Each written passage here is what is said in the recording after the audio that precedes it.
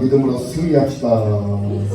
승리합시다. 승리합시다. 네, 이 본문에는 4명의 아주 중요한 인물이 등장하고 있는 것을 볼 수가 있습니다. 이 4명의 사람들이 누굽니까? 바로 다윗에게 있어서 절대적으로 필요한 사람들이었고, 다윗에게 있어서 정말 고마운 사람들이었고, 또 좋은 꼭 필요한 사람들이었다라는 것을 우리가 생각을 해보게 됩니다. 그 중에 오늘 본문에 나오는 이 무비보셋의 이 모습은 바로 복음적인 인생의 하나의 표본이다라고 우리가 평가를 해볼 수가 있을 것입니다. 그래서 무비보셋의 복음적인 인생이라는 그런 주제를 가지고 함께 은혜를 나누고자 합니다. 때로는 이 사람들 중에 어떤 사람은 다윗이 아들 압살롬에 의해서 광야로 이제 피난을 가야 되는 그런 상황에 놓여 있을 때 그 모습을 보면서 다윗에게 돌을 던지면서 아주 욕짓거리를 아주 했던 그런 인물도 있어요. 그런데 다윗이 이제 왕이 되어서 황금을 하는 그런 모습을 보고 이제 그 왕 앞에 엎드리는 그런 이중적인 그런 모습을 보여주는 인물도 있습니다. 그거 바로 이제 시므이라는 그 인물입니다. 우리가 살면서 여러 가지 그런 그 모습을 가지고 우리는 세상을 살지. 어떤 환경에 따라서 우리 인간은 환경의 지배를 받고 환경에 의해서 좌지우지되는 그런 존재임을 다시 한번 우리가 생각을 해보게 됩니다. 그렇기 때문에 이 환경을 만들어 주시는 이가 누구냐? 이 환경을 내가 만드는 게 아니에요. 하나님께서 만들어 주시는 거거든요. 하나님께서 그런 환경, 상황을 만들어 가지고 그 속에다가 우리를 딱 갖다 던져 넣어요. 그리고 그곳에서 우리가 하나님이 던져 주신 그런 상황, 그런 환경 속에서 우리가 적응을 하면서 사는 거거든요. 오늘 이 무비보셋이 어떻게 해서 복음적인 인생을 살았는가? 첫째로 이 무비보셋은 하나님의 은혜를 아는 사람이었다라는 거예요. 은혜를 알고 그 은혜를 저버리지 않고 그 은혜에 보답하고자 하는 그러한 삶을 살았던 사람이 바로 이 무비보셋이에요. 그러니까 복음적인 삶이라는 것이 어떤 삶이냐? 은혜를 잊어버리지 않고 사는 것이 복음적인 삶이에요. 할렐루야. 우리 사람들은 복음적인 삶을 살아야 될 줄 믿습니다. 즉 은혜를 알고 그 은혜에 보답하고자 하는 그런 심정, 그런 마음을 놓아버리지 말고 잊어버리지 말고 믿음으로 세상을 살아야 된다는 거예요. 그것이 바로 복음적인 인생, 복음적인 삶을 사는 것이다 라고 오늘 이 본문 사무엘하 19장 24절에서 이하의 말씀을 통해서 무비보셋이라는 인물을 보면서 생각을 해보게 되는 것입니다. 오늘 보면 24절 말씀을 보면 사울의 손자 무비보셋이 내려와 왕을 맞으니 그는 왕이 떠난 날부터 평안히 돌아오는 날까지 그의 발을 맵시 내지 아니하며 그의 수염을 깎지 아니하며 옷을 빨지 아니하였더라. 이랬습니다. 무비보셋은 요나단의 아들입니다. 요나단은 사울 왕의 아들이죠. 곧 사울 왕의 손자였다라는 것입니다. 그리고 그의 숙부인 아비나답, 말기수아 이들이 아주 용맹한 장수들이었어요. 그런데 길보아 전투에서 블레셋과 싸움을 하던 중에 아버지를 잃고 할아버지도 잃고 두 숙부를 잃어버렸어요. 그때 이 무비보셋의 나이가 5살이었어요. 그 순간 이 무비보셋을 키우고 있던 유모가 겁이 나가지고 도망을 치다가 무비보셋을 안고 도망을 치다가 떨어뜨려 버린 거예요. 떨어뜨린 그 무비보셋이 이제 다리를 다쳐가지고 양다리, 두 다리를 절름다리가 되어버린 거예요. 장애를 안고 살게 된 아주 참 불운한 그러한 인물이 바로 이 무비보셋이라는 그런 인물이었습니다. 사울 가문은 망하고 사울의 신하들은 대거 이제 다윗 왕에게 망명을 해버립니다.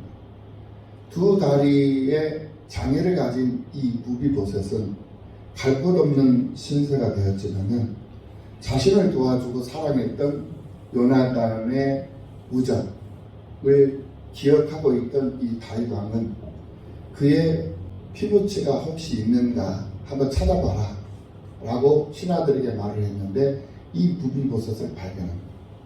그를 초대를 해가지고 왕궁에서 살게 하고 벼슬을 내려서 할아버지의 모든 재산, 그 재산을 이 무비보셋에게 이양을 해주기도 했습니다. 그리고 그 재산을 관리해 줄 수 있는 똑똑한 시바라는 종도 이 무비보셋에게 이제 붙여주게 되었던 거죠. 참 많은, 참 대단한 그런 은혜를 이렇게 베풀어 줬던 다윗이었습니다. 그리고 그 은혜를 입었던 이 무비보셋의 모습이었습니다. 덕분에 이 무비보셋은 평안한 그런 삶을 살게 되었던 것이죠.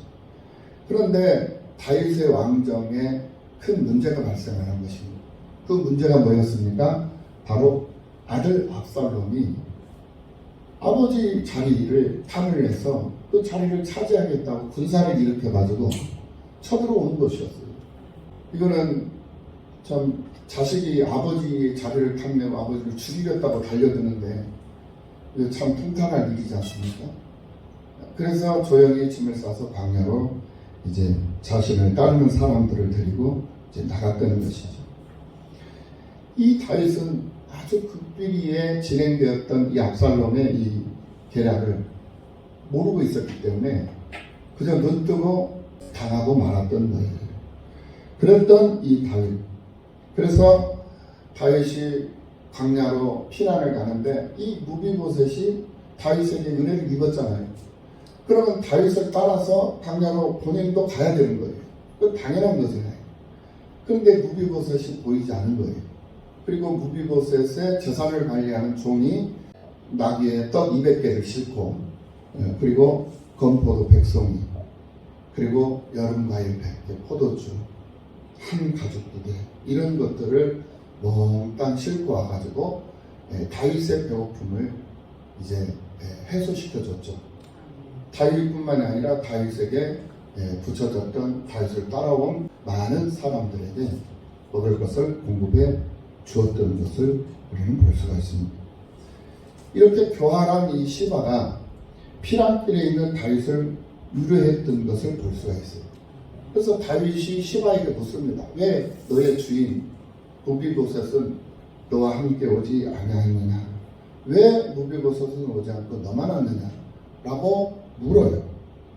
그러니까 이 시바는 자신의 주인이 이 무비보셋이 이스라엘 족속이 오늘 내 아버지 사울의 나라를 내게 돌리리라 라고 거짓말을 그런 말을 했다라고 거짓말로 이 무비보셋을 모함을 하고 다윗에게 고하는 것이었어요. 거짓말을 고하는 것이었어요.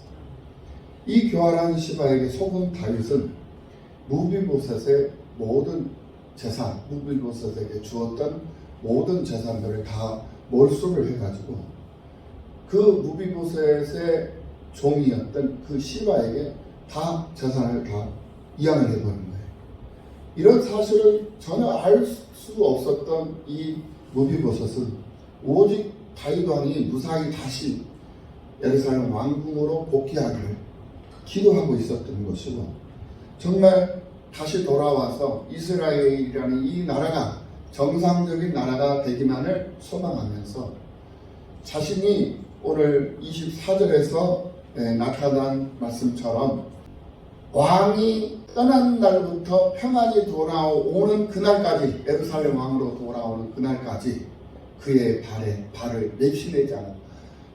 발을 다듬지 않고 몸을 다듬지 않았다는 거예요. 그 말은 식음을 전폐하고 하나님 앞에 다윗을 위한 기도를 드렸다는 거예요. 수염도 깎지 않았어요. 옷도 빨 시간이 없었어. 수염 깎을 정신도 없고 자신이 입고 있는 옷을 빨 겨를도 없었어요. 그렇게 24시간 잠을 이루지 못하고 먹을 식음을 전폐하면서, 그러면서 다윗이 건재하기를, 그리고 다시 복귀하기를, 다시 왕궁으로 편안한 모습으로, 건강한 모습으로 복귀하기를 학수고대하면서 하나님 앞에 기도하고 있었던 이 장애를 가지고 있는 무비보셋의 모습이었다라는 거예요. 이런 사람을 우리는 다시 한번 주목해 보지 않을 수가 없다라는 것입니다.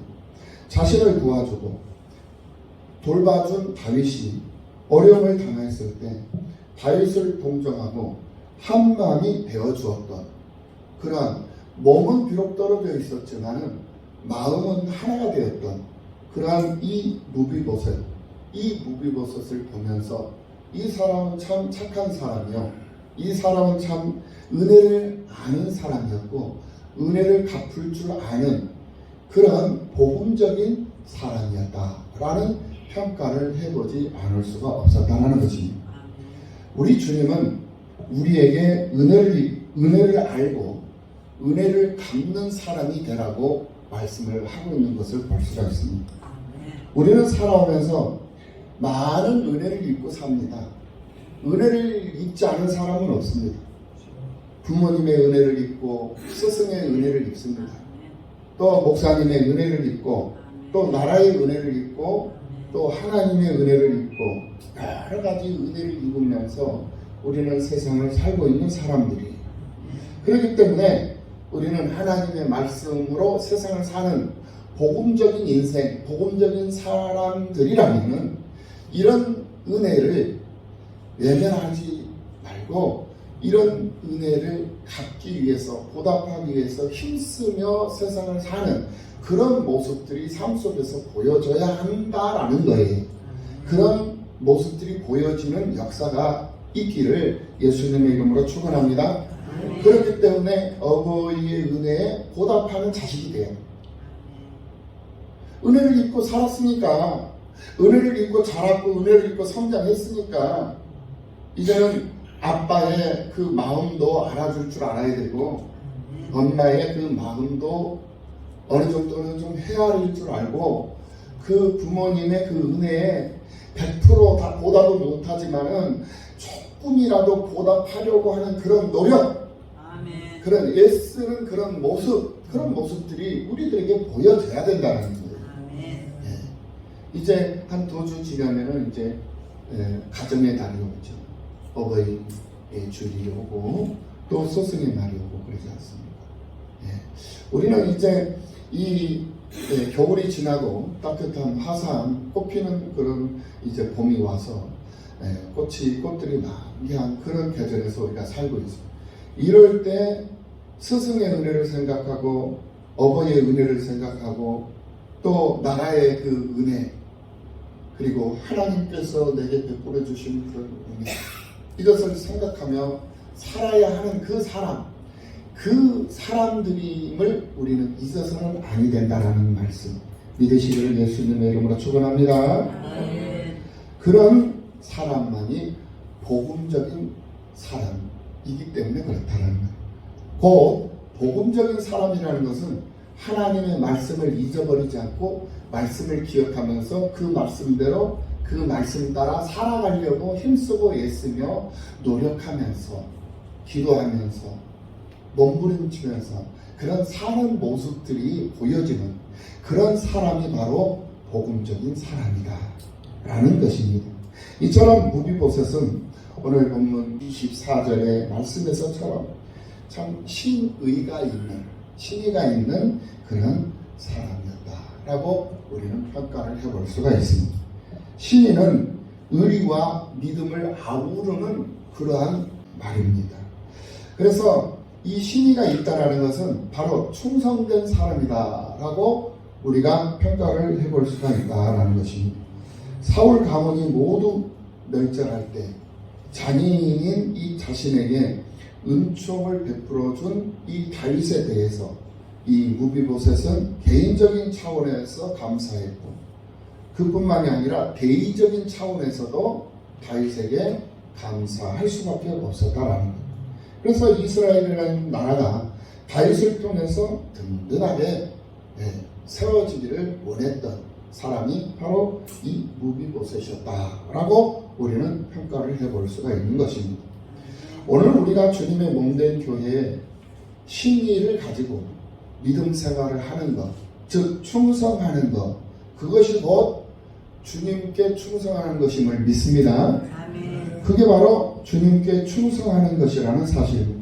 주님이 세워주신 종을 잘 섬기고 주님이 맡겨주신 몸된 주님의 몸된 교회를 잘 섬기고 주님이 붙여주신 우리 교회의 교우들, 성도들을 함께 돌아보면서 성도들과 함께 사랑하면서 소망을 즐거워하면서 신앙생활을 하는 이 모습이 바로 하나님 앞에 충성된 모습이요, 교회에 충성하는 모습이요, 주의 종에게 충성하는 모습이요, 내게 붙여준 우리 동역자들, 우리 형제들에게 충성하는 것이다 라는 사실을 기억하며 살아야 될 줄로 믿습니다. 신앙생활을 할 때 우리가 오류에 빠지는 경우가 있습니다. 어떨 때 우리가 신앙생활에 오류에 빠지게 되느냐, 하나님 따로 교회 따로 그리고 교회를 섬기는 성도들, 권사님 따로 장로님 따로 목사님 따로 다 따로따로 이렇게 구분하고 분리를 해서 생각할 때, 그리고 그렇게 해서 대할 때, 그럴 때 우리는 오류를 범한다라는 거예요. 성도와 목사님 그리고 교회, 하나님, 이것은 다 하나예요. 할렐루야. 하나로 한 지체로 연결이 되어져 있다는 거예요. 그래서 한 몸이다라는 거예요. 하나님도 하나요, 주의 종도 하나요, 장로님도 하나요, 권사님도 하나요, 집사님도 하나요, 모든 성도들이 다 하나라는 거예요. 예수 그리스도로 통일된 하나의 지체를 이루고 있다는 거예요. 이게 바로 교회예요. 그러니까 하나님 앞에 충성한다, 하나님의 은혜를 우리가 노래하고 하나님의 은혜를 찬송하고 하나님의 은혜에 보답하고자 하는 삶을 살아간다 한다면은 교회 생활을 통해서 그것이 나타나고 드러나고 보여져야 된다는 거예요. 왜냐? 하나이기 때문에, 일치되어져 있기 때문에, 그래서 한 몸이 되어져 있기 때문에 그렇더라고요. 그래서 사랑하면 표현하라고 그랬잖아요. 하나님을 사랑하는 그 사랑을 교회 생활을 통해서 표현하는 거예요. 내가 하나님을 이만큼 사랑합니다. 그것이 교회 생활을 통해서 평가되어진다라는 거예요. 무엇이 우선이 되는가, 우선순위가 어디에 있는가, 무엇인가, 이것을 놓고 하나님을 얼마만큼 사랑하는가가 평가가 된다는 거예요. 하나님을 사랑하되 어떻게 사랑하라고 그랬습니까? 목숨 걸고 사랑하라고 그러는 거예요. 목숨 걸고. 할렐루야. 그렇다면 우리는 과연 목숨 걸고 사랑하고 있느냐 이거예요. 목숨 걸고 교회를 사랑하고 있느냐 이거예요. 목숨 걸고 목사님 사랑하고 있느냐, 목숨 걸고 장로님 사랑하고 있고 권사님 사랑하면서 살고 있느냐, 목숨 걸고 우리 강동과 안수 집사님을 사랑하면서 살고 있느냐 이거예요. 할렐루야. 이게 굉장히 중요한 거예요. 하나님은 무엇을 보신다? 사람의 겉모양을 보신다? 하나님은 사람의 겉모양을 보지 않아요. 그 사람의 중심을 보신다. 마음의 중심을 보신다. 그 마음의 중심이 얼마만큼 상대방에게 간절함으로 느껴지고 보여지고 나타나느냐, 이것이 중요한 거예요. 그만큼 당신을 사랑하는데 내가 그 사랑하는 그 마음을 어떻게, 어디서 어떻게 표현하느냐, 바로 교회 생활을 통해서 표현이 되어져야 된다는 거예요. 나타나야 된다는 거예요.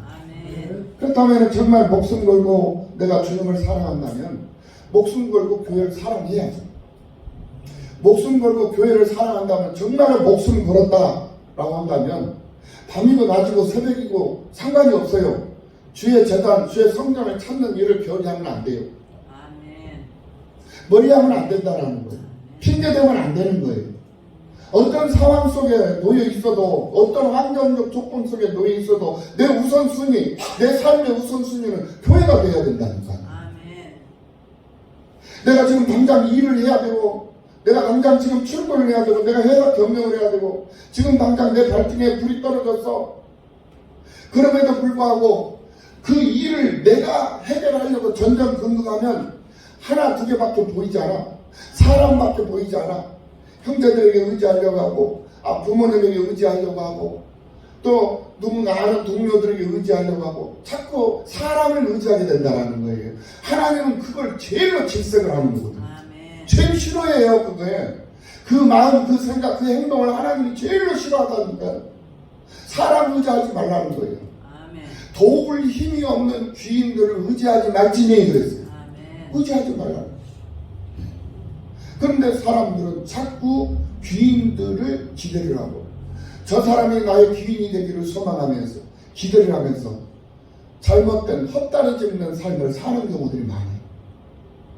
하나님의 은혜를 입었으면 하나님의 은혜에 보답하고자 하는 그러한 심정으로 목숨 걸고 충성하면서 살아야 되는데, 그렇지 못하고 형식적으로, 가식적으로 말은 충성한다, 말은 하나님의 은혜에 감사한다, 말은 하나님의 은혜에 내가 보답하고자 하는 그런 심정으로 살아야 된다.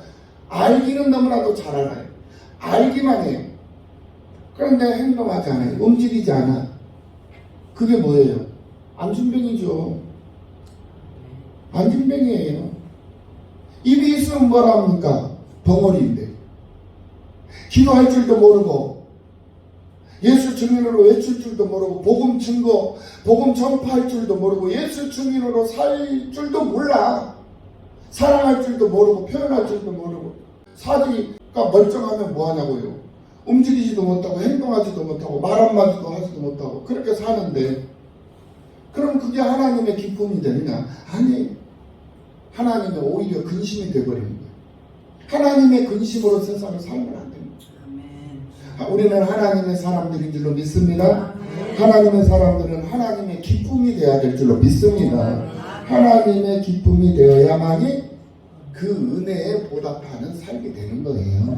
네. 그러므로 나는 행동할 수 있어야 돼. 교회를 나올 수 있어야 된다고. 외칠 수 있어야 돼요. 예수 부활을 증거할 수 있는 사람들이 돼야 돼요. 간증이 있는 삶이 돼야 된다는 거예요. 하나님을 사랑한다면은 그 사랑하는 그 모습이 보여져야 돼요. 그 모습은 무엇으로 보여져야 된다? 교회 생활을 통해서. 목숨 걸으라는 거예요. 생명 걸으라는 거예요. 내가 하려고 하지 말라는 거예요. 하나님 앞에 기도하고 하나님 앞에 맡기고, 하나님 제발 나를 위해서 일 좀 해주시옵소서 하고, 제발 교회 와서 하나님 붙잡고 기도하라는 거예요. 성전에서 기도하라는 거예요. 성전에서. 하나님은 허락해 주신 성전에서 기도하면 그 기도의 응답이 더 빨리, 더 분명하게, 즉각적으로 분명하게 나타나기 때문에 성전 찾는 일을 즐거워할 수 있는 여러분들이 되시기를 예수님의 이름으로 축원합니다. 이러한 믿음이 바로 이 무비보셋의 믿음이었다는 거예요. 이 무비보셋의 이 믿음은 아주 성경적이며 하나님이 기뻐하는 신의를 지킬 줄 아는 그런 믿음이었습니다. 그래서 이사야서 26장 2, 3절 말씀을 보면은 너희는 문을 열고 신의 일을 지키는 의로운 나라가 들어오게 할지어다.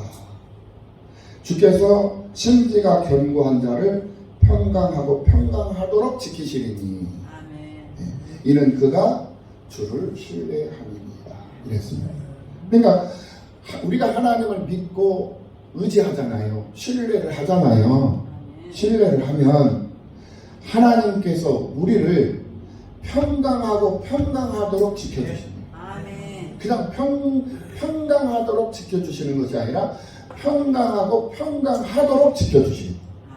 이게 바로 우리 하나님께서 우리에게 약속해 주신 말씀이라니까요. 그리고 계시록 2장 10절 말씀을 보면 내가 죽도록 충성하라. 그리하면 내가 생명의 면류관을 내게 주리라고 했어요. 네, 충성하라. 그리하면 생명의 면류관. 생명의 면류관이 무엇입니까? 영원히 죽지 않는 생명. 영생함의 축복을 우리에게 주시겠다라고 분명히 약속을 해주고 있다라는 것. 그뿐만이 아니에요. 갈라디아서 5장 22절 말씀을 보면 오직 성령의 열매는 사랑과 희락과 화평과 오래 참음과 자비양성과 충성과 충성. 이게 성령의 열매는 하나님 앞에 충성합니다. 할렐루야. 그러니까 교회에 충성하고 주께서 세워주신 목사님에게 충성하고 장로님에게 충성하고 안수 집사님에게 충성하고 좀 충성 좀 해. 왜냐하면 안수 집사님이 살림을 다 하는 거야. 장로님들은 돈 많이 벌어와야 돼. 우리 장로님들은 돈 벌어야 돼. 돈 못 벌면 장로님들 회개해야 돼. 금식하면서 기도해야 돼. 왜? 아버지 내가 모자라서 돈을 못 법니다. 장로로 기름 부어 주셨는데 왜 물질의 통로를 안 열어주십니까? 기도해. 기도하면 될 줄로 믿습니다. 네, 기도해서 안 되는 거 없어요. 믿음을 하면 능히 하지 못할 일이 없다고 했거든요. 믿음으로 기도하면은 그 기도대로 하나님이 응답해 주시는 줄로 믿습니다. 왜냐하면 그 기도마저도 하나님께서 하게 해 주시는 것이기 때문에 기도하게 해 주시는 거예요. 왜? 응답해 주시려고. 근데 기도를 안 하는데 어떻게 응답해 주냐고. 응? 아니 응답해 주고 싶어. 환장해 죽겠어. 응답해 주고 싶어가지고. 응답해 주려고 그냥 다 준비해놨어. 아주 그냥 진수성찬으로 다 나눠내놨어. 근데 와서 부르짖으라고 그랬는데 너는 내게 와서 부르짖으라고 그랬는데 안 와. 오기는커녕 부르짖지도 않아. 부르짖기는커녕 오지도 않아. 그러니 하나님 주시려면 주고 싶어도 못 주는 거예요. 아니 누가 아쉬운데 아쉬운 사람이 갈증 나는 사람 땅 파야 될 거 아니에요. 땅 안 파는데 우물 안 파는데 어떻게 하나님이 주겠냐고. 안 줘요. 부르짖으라는 거예요.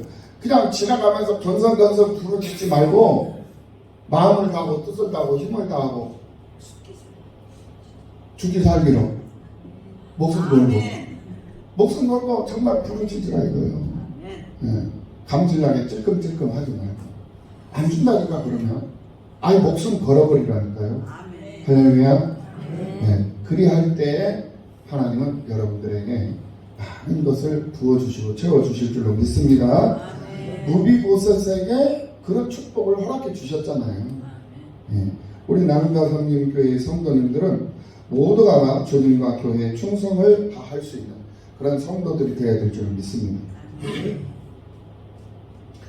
이건 이제 실화입니다. 나폴레옹이 러시아 모스크바를 향해서 진격을 할 때 이 러시아 카자크족이 이제 포위를 해가지고 포위망이 접혀오자 이 나폴레옹 이 프랑스 군대는 후퇴를 할 수밖에 없는 그런 상황에 놓여져 있었어요. 그러나 이 카자크족이 어느새 모든 교량을 다 파괴해버리고 후퇴할 수 있는 길을 다 막아버립니다. 길이 없는 거예요. 이제 강을 건너야 되는데 강을 건널 수가 없는 거예요. 다 차단이 되어버리기 때문에. 근데 그때 당시 이 상황은 굉장히 날씨가 아주 혹독한 추위, 눈보라가 몰아치는 그 추위의 그런 상황이었다라고 합니다. 그때 나폴레옹은 강물이 얕은 쪽을 골라가지고 병사들에게 부서진 다리의 교각들을 붙들고 있으라고 해가지고 그 가교를 만들게 해가지고 병사들을 철수시키는데 성공을 합니다. 이제 마지막 병사가 다 건너고 이제 물속에서 교각을 붙잡고 가교를 만들었던 이 병사들에게 나폴레옹이 철수 명령을 내려요. 그런데 이 병사들이 움직이질 않는 거예요. 철수 명령을 했는데. 아니 그래가지고 나폴레옹이 직접 확인을 이 병사들이 왜 내 명령을 거역하는 거야 하고 다가가지고 병사를 살펴보니까 이 병사들이 그 자리에 그대로 얼어가지고 죽어요. 모든 교각을 붙들고 있는 상태로 얼어 죽어 있었다라는 이 아름다운 이 희생은 사명의 엄숙함을 일깨워주고 있는 희생이다 라고 우리는 정리를 해볼 수가 있을 것입니다. 사람에 대한 충성도 충성을 하는데 하물며 영생의 복락을 우리에게 허락해 주신 살아계신 그 하나님께 대한 그 성도들의 충성의 도가 이만하지 못해서 과연 되겠느냐 이거예요. 하나님을 향한 우리 성도들의 충성도도 이 정도는 돼야 되지 않겠느냐 라는 그런 생각을 해보지 않을 수가 없어요. 이것이 바로 십자가 군병으로서 하나님 나라를 지킬 수 있는 그런 성도들의 정신력이고 충성도라는 사실을 우리가 분명히 깨달아야 될 줄로 믿습니다. 우리 남가 삼겹교회 성도들은 모두가 우리 주님과 주님이 세워주신 교회를 섬기는 일에 하나같이 충성된 일꾼들이 되어야 할 줄로 믿습니다. 무비보셋이 복음적인 그런 삶을 살았다라는 것은 그가 모든 것을 내려놓고 살았던 사람이었다라는 것을 다시 한번 여기서 정리를 해볼 수가 있을 것입니다. 사무엘하 오늘 본문 30절의 말씀을 보면 무비보셋이 왕께 아뢰되 내 주 왕께서 평안히 왕궁에 돌아오시게 되었으니 그로 그 전부를 차지하게 하옵소서라고 말씀하고 있는 것을 볼 수가 있습니다. 다윗이 피난을 가가지고 광야에서 사는 동안 이 무비보셋은 그 다윗을 위한 기도를 멈추지 않고 했어요. 그래서 수염도 깎을 정신이 없었어요. 옷을 갈아입을 정신도 없었어요. 자기 몸을 다듬을 수 있는 그런 상황이 아니었다라는 거예요. 오로지 다윗이 무사히 왕궁으로 귀환을 해서 정상적인 나라를 통치하기를 바라는 그런 마음으로 이렇게 다윗을 사모하며 그에게 충성하는 기도를 하나님 앞에 드릴 수밖에 없었어요. 젊은 발이 장애를 안고 있는 사람이기 때문에 그렇다. 누구의 도움이 없이는 움직일 수가 없는 사람이기 때문에 그렇다. 그런데 그런 상황 속에서 억울하게 종에게 빼앗긴 자기의 재산, 그 재산을 다윗에게 이제 소명을 하고 그 소명을 다윗이 받아들이고는 그 빼앗은 절반을 시바에게 줬던 재산의 절반만 너에게 돌려주겠다 라고 얘기를 한단 말이에요. 그 말을 들은 이 무비보셋은 다른 사람 같았으면 이 사람이 복음적인 사람이 아니었다면은 왕이시여 어찌 그럴 수가 있습니까? 나는 억울합니다. 내 재산을 다 돌려주십시오 라고 말을 했을 거예요. 그런데 이 무비보셋이 복음적인 사람이다 라고 평가할 수 있는 것이 뭐냐? 바로 이 대목이에요. 절반을 주겠다 하니까 괜찮습니다. 그 절반마저도 그 전부를 다 그에게 다 주셔도 됩니다. 나에게 돌려주지 않아도 됩니다. 이렇게 지금 현재 말씀을 하고 있다는 다윗에게 무비보셋이 말합니다. 오늘 하나님께서 우리에게 베풀어 주신 은혜를 생각하면 우리는 하나님 앞에 무엇을 요구할 만한 그런 존재가 아니라는 것을 우리는 알아야 돼요.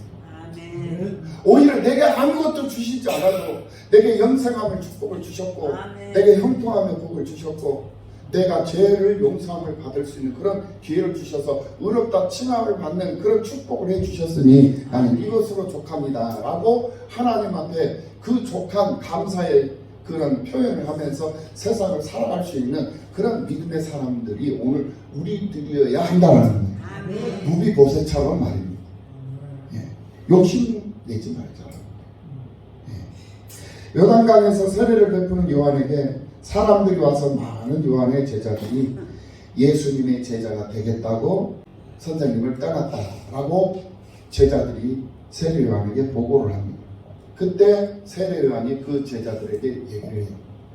그는 행하여야 하겠고 나는 세하여야 하리라 라고 요한복음 3장 30절에서 말씀을 하고 있는 것을 볼 수가 있어요. 이것이 바로 복음이에요.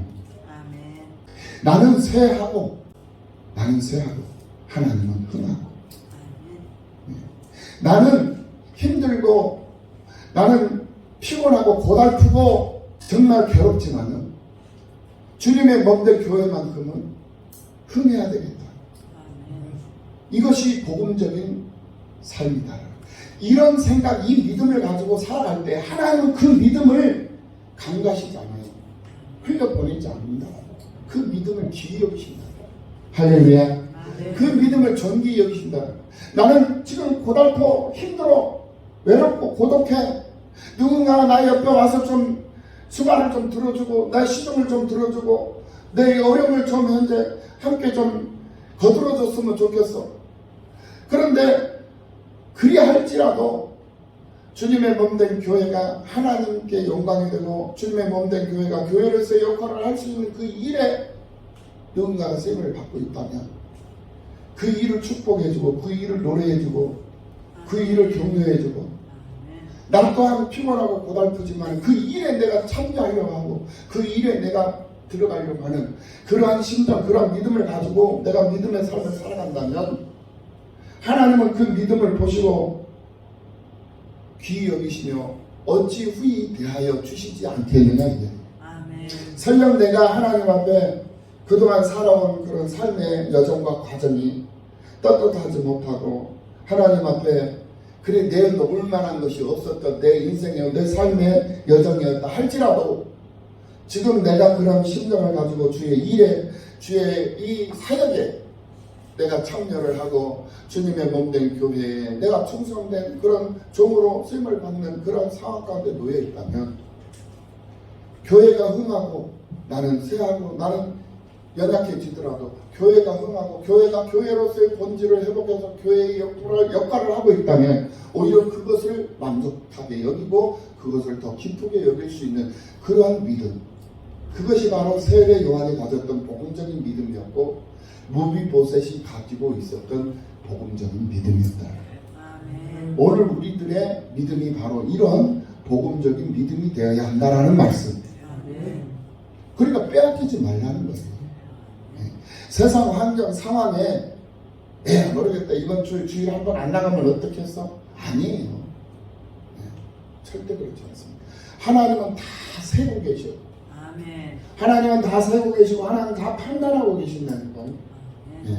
다 기록하고 있어요. 우리 하나님은 못할 것이 없는 분이잖아요. 다 초월적 존재예요.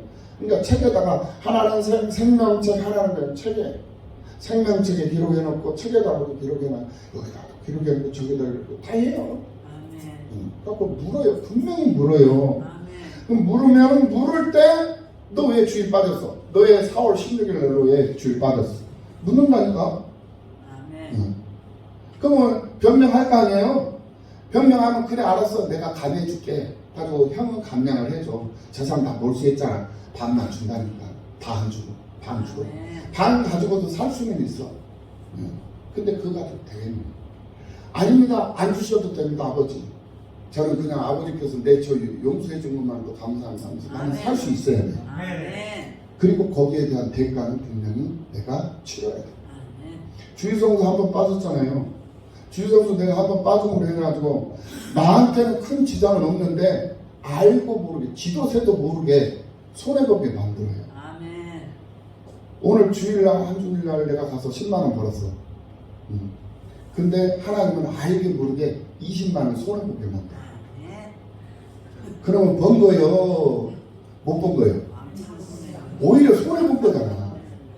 지도새도 모르게 흔적도 없이 내가 못 느끼게 손해보고 만드네. 뺀다니까. 하나님 빼가신다니까요.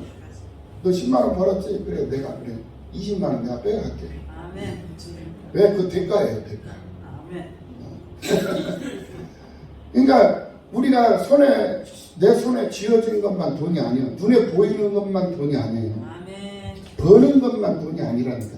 나가는 것이 잘 나가야 돼요. 그냥 소리 소문 없이 흔적도 없이 이게 그래서 하나님께서 황충을 넣는다고. 황충 잡아먹는 황충이에요. 뭘 잡아먹냐면 건강을 잡아먹고 재물을 잡아먹고 파잡아먹고 다 긁어먹어버려요. 돈 긁어먹는다니까요.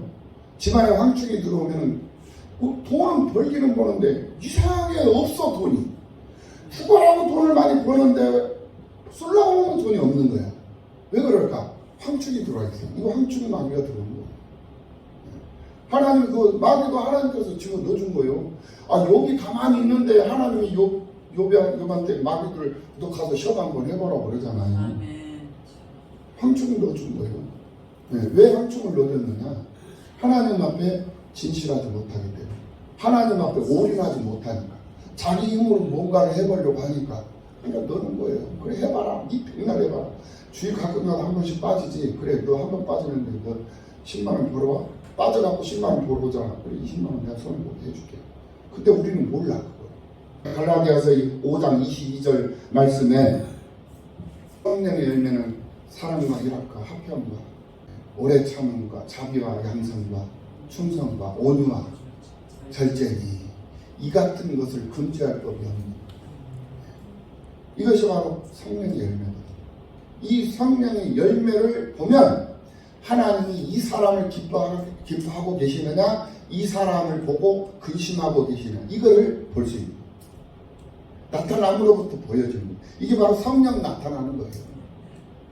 성령의 나타나면 막 이상한 막 현상이 보이고 이게 성령 나타나는 게 아니라니까. 성령의 나타남은 성도들의 삶의 열매로 보여지는 거예요. 전도 생활을 하잖아요. 그러면 성령 충만해서 전도 생활을 하는 것이 보여지는 거예요. 아, 이 사람은 성령 충만한 사람이구나. 이것이 그대로 보여져 버리는 거예요. 성령 나타나는 거잖아요. 열매로 나타나는 거예요. 이 사람은 참을성이 있어. 절제할 능력이 있는 거야. 정말 나 같으면 정말 못 참아. 저거 저 못 참아. 저 때를 부숴버리든지 그냥 뭘 어떻게 하든지 할 거야.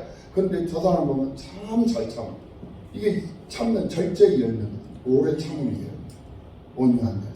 이게 삶 속에서 나타나잖아요. 전도의 열매, 기도의 열매, 봉사의 열매, 희생의 열매, 헌신의 열매, 이런 열매들이, 사랑의 열매들이 다 드러나는 거예요. 이게 바로 나타남이라니까요. 무엇에 나타나? 성령의 나타남이라고. 성령이 나타나는 거예요. 무엇으로? 열매로. 무슨 열매로? 절제의 열매로, 충성의 열매로, 봉사의 열매로, 헌신의 열매로 드러난답니다. 그 열매가 드러나면 그 열매로 내 부족한 것을 채우는 거야. 그 열매. 진정한 신앙은 나타남으로써 평가되는데 그 나타남은 열매로 나타나는 것이다.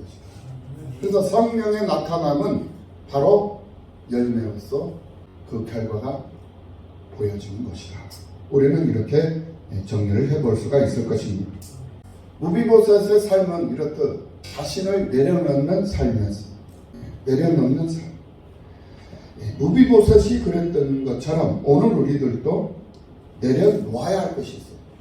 그 내려놓아야 할 것이 뭐냐? 첫째로 바로 자기 의를 내려놓아야 돼요. 두 번째로는 자기 사랑, 자기를 사랑하는 자기 애를 내려놔야 돼요. 자기 의를 내려놓고, 자기 애를 내려놓고, 자기 자존심을 내려놓고, 그리고 자기의 욕망을 내려놓아야 돼요. 자기 의가 충만할 때 하나님의 의가 사라져버리기 때문에 우리는 자기 의를 내려놔야 돼요. 내 의가 여기 충만해 있잖아요. 하나님의 의는 들어올 수가 없는 거예요. 그러니까 내 의를 내려놔버리면 그 내려놓은 그 공간에 무엇이 들어온다? 하나님의 의가 들어온다. 그렇기 때문에 내려놔야 돼요.